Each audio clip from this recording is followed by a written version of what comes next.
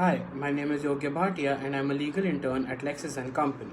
Today I'll be talking about free consent under the Indian Contract Act. In the Indian Contract Act, the definition of consent is given in section 14, which states that it is when two or more persons agree upon the same thing and in the same sense. For example, A agrees to sell his house to B. A owns 3 houses and wants to sell his house in Haridwar. B thinks he is buying his Delhi house. Here, A and B have not agreed upon the same thing in the same sense. Therefore, there is no consent and no contract afterwards. In the case of Raffles versus Wichlis, two parties, A and B, entered into a contract for the sale of 125 cotton bales by a ship named Peerless from Bombay. There were two ships from the same name, and while Party A was thinking of one ship, Party B was thinking of the other. The court held that there was no meeting of minds by both parties, hence the contract was invalid. Vitiating factors and their effect. Coercion. Section 15 of the Indian Contract Act 1872 states that coercion is committing or threatening to commit an act that is forbidden by the Indian Penal Code, or the unlawful detaining or threatening to detain any property to the prejudice of any person, whatever, with the intention of causing any person to enter into an agreement.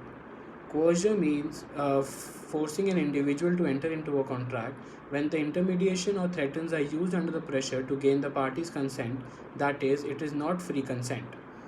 Coercion may involve the actual infliction of physical and psychological harm in order to enhance the credibility of a threat.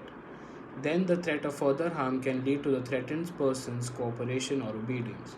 Example: A went out for a walk. B approaches A with a stranger, pulls out his gun, and asks A to give all his possessions. The consent of A is obtained by coercion here. Effect: coercion has the effect of making the contract voidable. It implies that at the discretion of the party whose consent was not free, the contract is voidable. The aggravated party will therefore determine whether to enforce the contract or to cancel the contract. Techniques for causing coercion: threatening to commit an act which is prohibited by the Indian Penal Code, detaining not as per law, or even threatening to detain any property with the sole intention of compelling a person to enter into a contract. Acts forbidden by IPC. The word act prohibited by the Indian Penal Code makes it necessary in a civil action for the court to decide whether the alleged act of coercion is amount to an offence. A threat of bringing a false charm with the object of making another do a thing amount to blackmail or coercion. In the case of Ragan Vakama versus Alvar Seth, where the widows were prohibited from removing the corpse of her husband until she consented for the adoption. The court said that her consent was not free and it was coerced. It is clear that coercion is committing or threatening to commit any act which is contrary to law. Unlawful detention of property. Consent can be said to be caused by coercion if it is induced because of illegal confining of a property or a danger to do as such. With the specific goal of acknowledging the child's due fine, the legislature annexed the property, both of him and his father having a place. The installment made by the father at that stage, bearing in mind the ultimate goal of saving the property from being sold, was kept to be made under coercion. Refusal by the government to discharge a temporary worker's installment unless he surrenders his demand for additional rates adds up to intimidation under the land retention clause. Burden of proof. The burden of proof lies with the party defending the coercion. The burden of proof is heavier on him. This is because pure probability of failure is not a threat. In order to create coercion, a person must show that there was a risk that was prohibited by law and that forced him to enter into a contract that he would not have otherwise been a part of. A difference between coercion and duress. The term duress corresponds to coercion in English law. However, coercion under the Indian contract law has a wider amplitude than duress under the English law. Undue influence.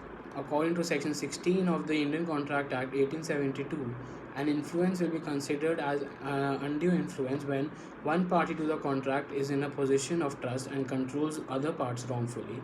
Such a person uses his dominant position to gain an unfair advantage over the other. There are two kinds of elements of undue influence: the relationship trust, confidence, authority, unfair persuasion, careful examination of the term of the contract, where one party is in a fiduciary relation to the other party. Fiduciary relationship means a relationship of trust and confidence. When a person imposes faith and confidence on the other, he expects not to be betrayed. If the other party betrays the confidence and the trust reposed in him and gains an undue influence, Examples of fiduciary relationships are solicitor and client, trustee and trust, spiritual advisor and devotee, medical attendant and patient, parent and child, husband and wife, etc. In other words, we can say that the undue influence occurs when the decision of another party to the transaction can be influenced by one party. Thank you.